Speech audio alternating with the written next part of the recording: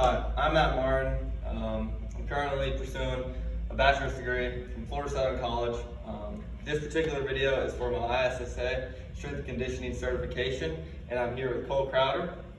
Cole Crowder is a former collegiate baseball player, specifically a left-handed pitcher who is trying to pursue professional baseball. I've been helping Cole out when it comes to strength and conditioning, training him, and those things. So right now he's in a hypertrophy phase during the off season, just trying to get a little bit bigger, add some size, and then once the season starts to come and he has the ability to go try out for teams and stuff like that, we'll move into more of a power phase and stuff like that. But today I want to demonstrate just a simple hypertrophy workout, and we'll just thank Cole for being here and allowing us to do this. All right, so I'm here with Cole Crowder. We're going to quickly go through a dynamic warm-up before we start the actual lift. All right, so we're going to have about 10 exercises, pretty simple. The first exercise is going to be just a slight jog. I know we have limited space, but we always just want to get it going. So if we have limited space, instead of just going down and back, we're going to go down and back twice. Once we get back, the second exercise is going to be a high knee pull. So grab the knee, pull it high. Simple as it sounds. Take your time, make sure you get a real good stretch on each exercise here. On the way back, next exercise, very similar. Instead, now we're going to be an ankle cradle. And if you want, you can sit into it. Just a choice, personal preference. Whatever helps fill the stretch, really. All right, for the fourth exercise, we have a quad stretch, opposite arm. I have a phone in my hand. 3 seconds. Right. This is really just trying to stretch out that quad, and then also, when we use that other arm, we're really just trying to get that hip flexor stretched out as well.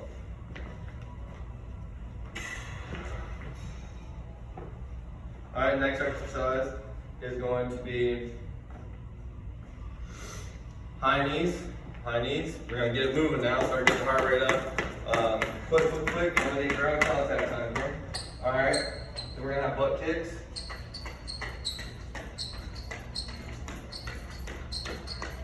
Side shuffle facing this one. Yep, same one, face the same one.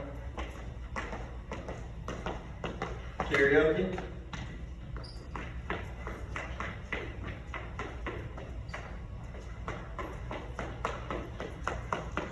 All right, one more stretch. We're gonna have world's greatest. World's greatest is basically just an inline lunge. Same arm, inside.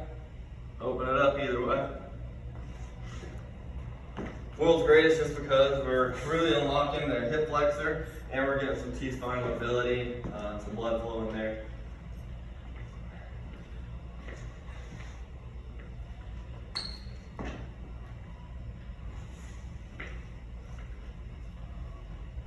After 3 or 4 world's greatest stretches, we're going to go into just a simple bent over windmill, which I'll demonstrate once Cole's done.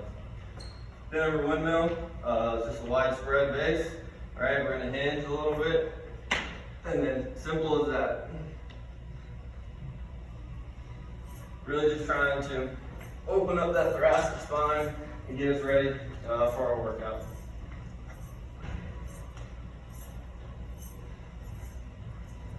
All right, now one of the last things we'll do is a 90-90 seated hip transition. So just go ahead and sit down. All right. We want to make sure our hips are at 90-90. Exactly. And once we're in this position, this knee will start the exercise while that one stays on the ground. Once he gets to his main external rotation on that hip, the opposite, where the other knee will then start to rotate. And as you can tell, it's just a simple transition each side, just to warm up the hips.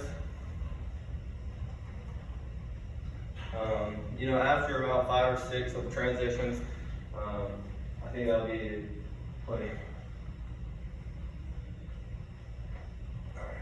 All right, and then the last thing we'll do is just a simple shoulder car, controlled articular rotation. All we're trying to do is take our thumb right over our head. Once we get overhead, we start to internally rotate and take our thumb now to the back of our leg. Yes. And then now the pinky will lead it, and then it'll rotate the opposite way. Just trying to take care of that shoulder joint, make sure we create room in that joint, and make sure it's ready and ready for the workout. 3? Yeah, 3. 3 each arm.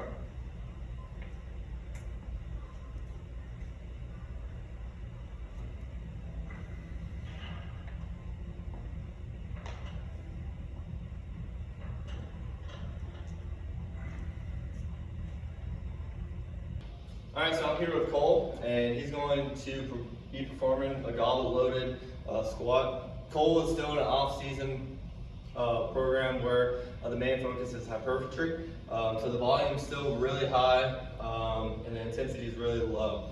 I was performing a goblet squat because we're trying to do simple progressions throughout this program to get him ready to perform an actual barbell squat. I think this is a simple progression to go from a goblet squat maybe to a front squat, and then from a front squat to a barbell back squat, or even a safety squat bar. Just working on learning the proper form before we hammer different type of movements with the barbell. So Cole is going to grab the dumbbell and load it as a goblet squat. And just some simple things that I want to look at to make sure that they're performing any squat correctly. And Crowder, you can go ahead and you can start the 10 to 12 reps.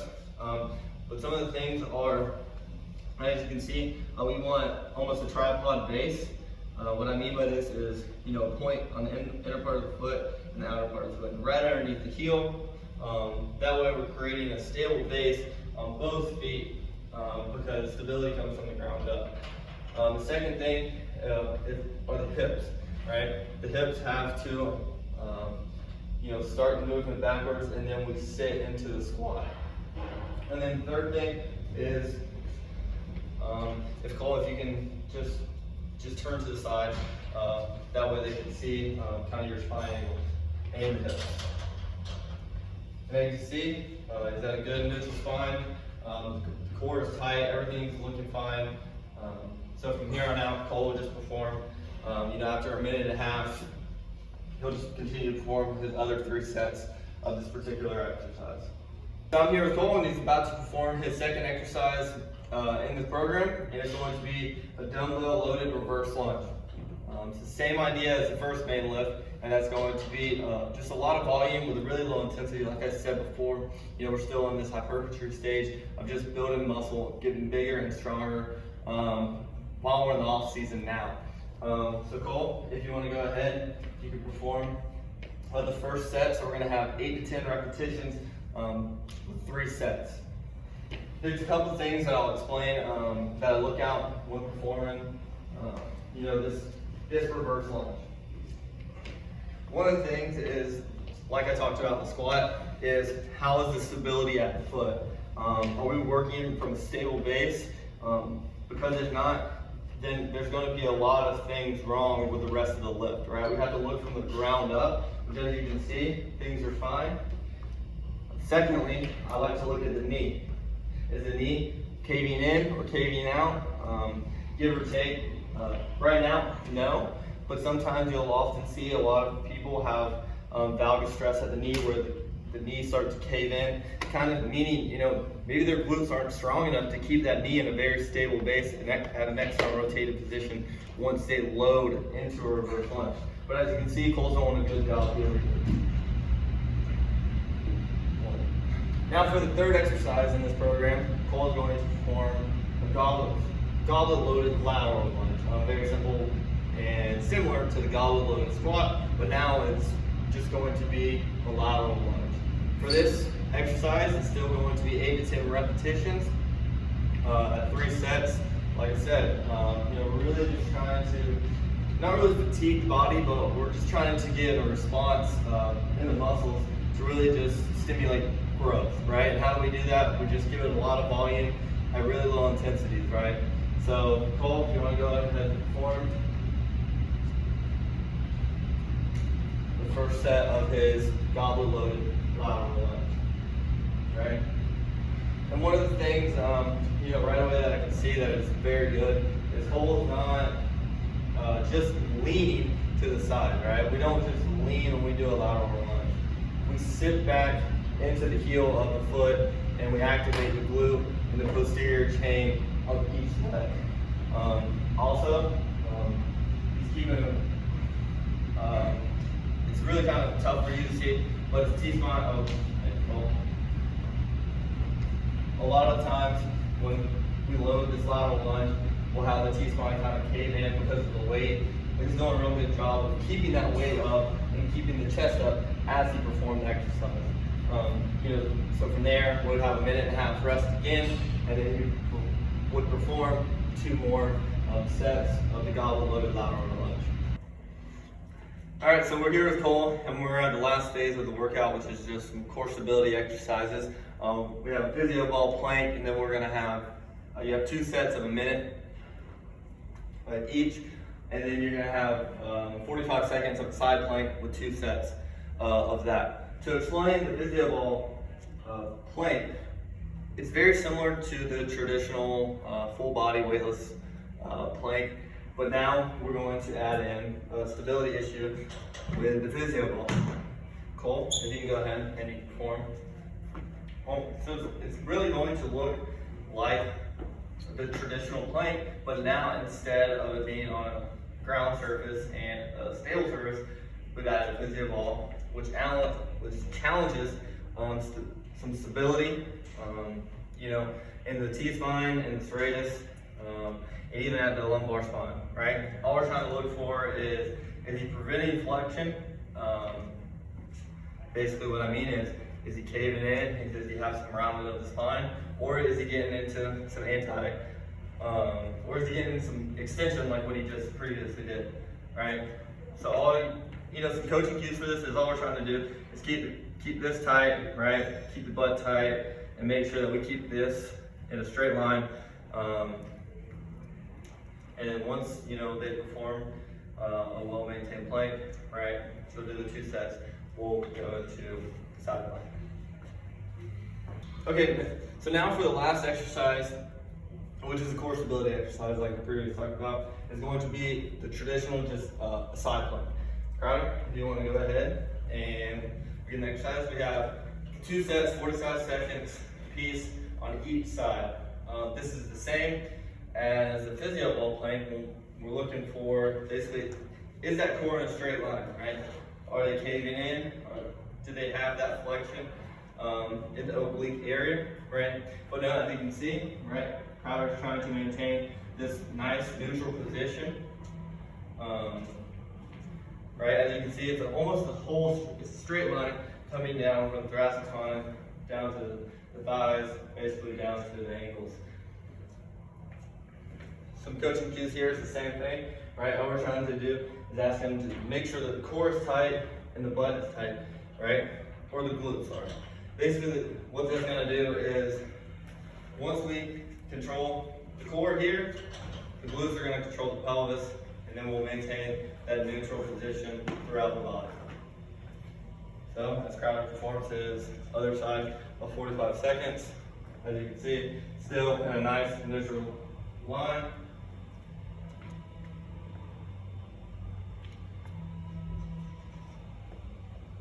And sometimes you'll start to see, maybe they'll start to give away once they start to get tired or something like that. And all you want to do is, remind them, hey, squeeze the glutes, squeeze the core, keep it tight, make sure that we're really getting everything out of this exercise.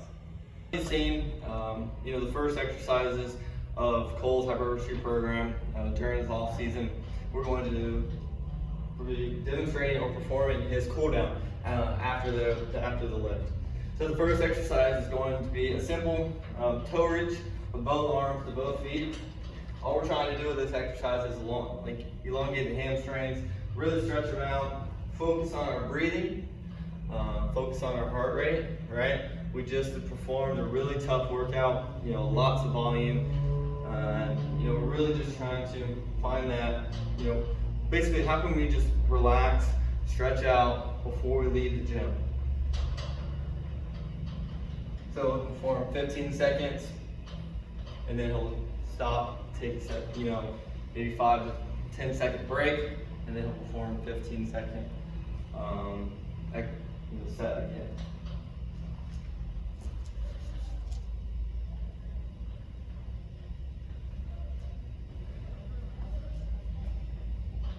The next exercise, once he finishes this, is going to be a half kneeling hip flexor stretch. All we're trying to do, stretch out the hip flexor. A lot of times we get caught sitting, we get caught, playing video games or driving our car, or sitting behind a desk. That hip flexor will just get really shortened, right? And we'll lose that activation from the glute to the hip flexor. So really what we're going to try to do, right? So the goal is just really stretching out this left hip flexor, right? Some of the things that we're trying to look for is we're going to try to squeeze this glute, right? And what that's going to do is it's going to activate, it's going to press on that hip flexor as we reach to the other, forming sideline T-spine rotations. As you can see, Cole's already set up in the position. We have a foam roller set up underneath his leg. That way we can just kind of keep that pelvis rotated. And all we're trying to do when we open up the T-spine is open up just the thoracic spine and not the hip flip. It's just a simple, easy way to allow the athlete to find connection with the T-spine compared to the hips, right? We don't want, if we didn't have the foam roller underneath the leg, then maybe your athlete will start to rotate a little bit more and not even notice. But once we have this foam roller there, it gives them something external to allow them to say, okay, this is just my T-spine movement. And then once he gets done with his set, we'll switch over, perform the other side.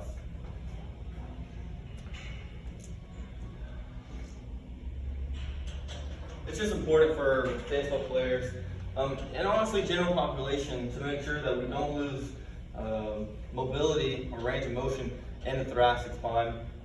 A lot of times, nowadays we're on our phones, we're sitting in cars, we're playing video games, and we'll end up, kind of with poor posture, as you say, of rounded shoulders, thoracic kyphosis, basically.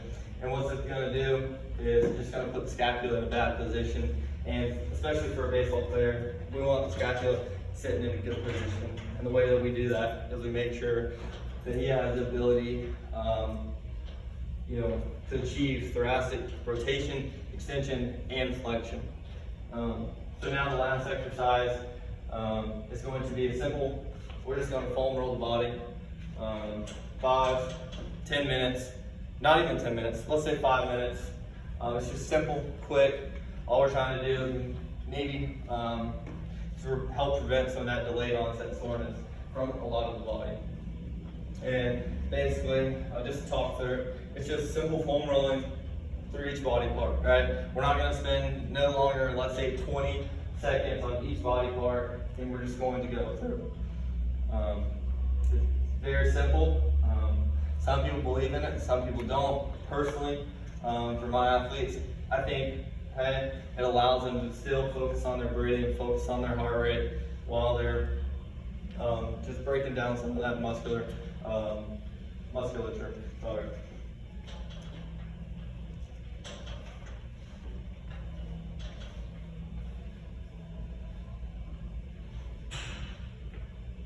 So basically, as Cole finishes up, that was a simple program for his hypertrophy phase for the off-season workout. Like I said before, Cole is a former collegiate pitcher, and he's looking to play professional baseball, whether it be affiliated or independent.